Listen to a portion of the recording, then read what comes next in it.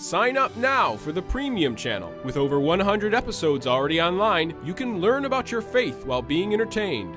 This week, learn and hear all about Purgatory, a movie about radical Islam, evangelizing with your house, the papacy, and teach your kids the act of contrition. Just click on the Premium button at the top of the page.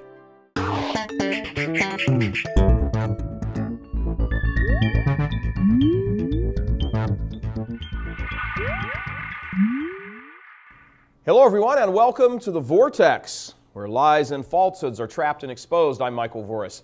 You know, there's something sinister going on with these pro-Obama so-called Catholic groups. There's a weird overlapping and cloud of confusion surrounding their positions on church teaching, the best strategy to reduce the number of abortions, and a whole host of things that they all dance around. Two such groups, Catholics in Alliance for the Common Good, there's a name for you, and a second group that calls itself Catholics United, but never really says what it's united for, are doing what Archbishop Charles Chaput of Denver bluntly calls a disservice to the church. Why?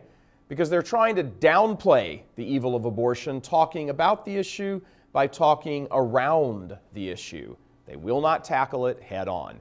Instead, they have what they say is a multi-level, long-range plan to end abortion that goes something like this. Lots of the abortions performed in America are performed on poor women. Poor women get abortions because they are poor. If they were not poor, they would not get abortions.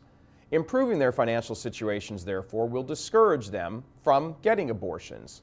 Their financial situations can best be improved by enacting the policies of Obama. Isn't that convenient? Obama, as president, therefore, will actually reduce the number of abortions because under his plan, there will be less poor women and therefore less abortions. And get a load of this.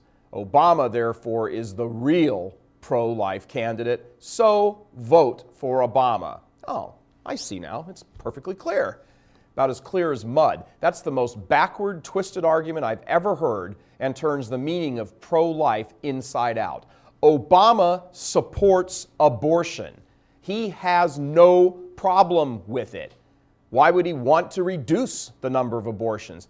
He doesn't even know when life begins. If his daughter got pregnant, he calls the baby a punishment. Pro-life?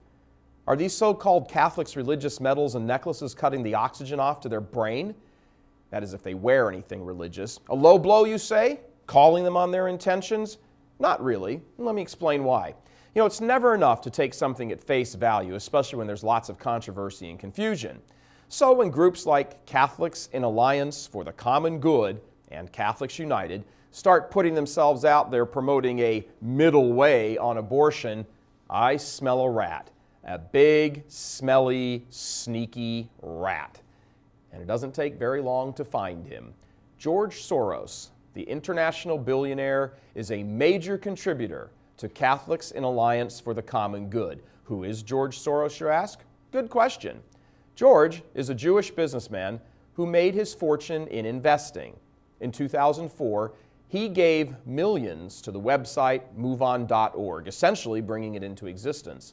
MoveOn was set up to defeat George Bush in the last election. But here's where things get stinky. He's given tens of millions of dollars to organizations that support abortion, including the group Catholics for a Free Choice.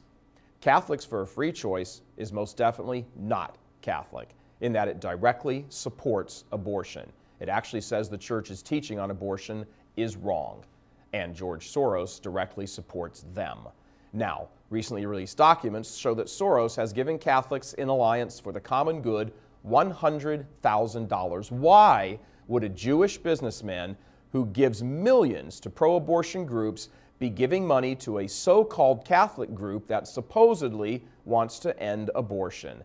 And why would a Catholic group that wants to end abortion be accepting funding from a man who wants to ensure abortion's continued existence?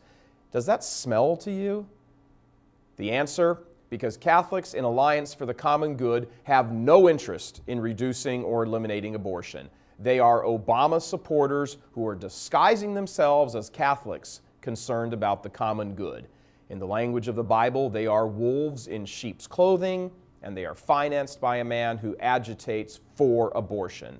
Let's take a look at their logic if they're so interested in ending abortion.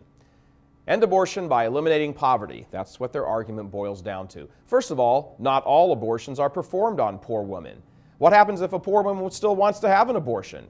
Secondly, waiting for poverty to come to an end so that abortion will come to an end is insane.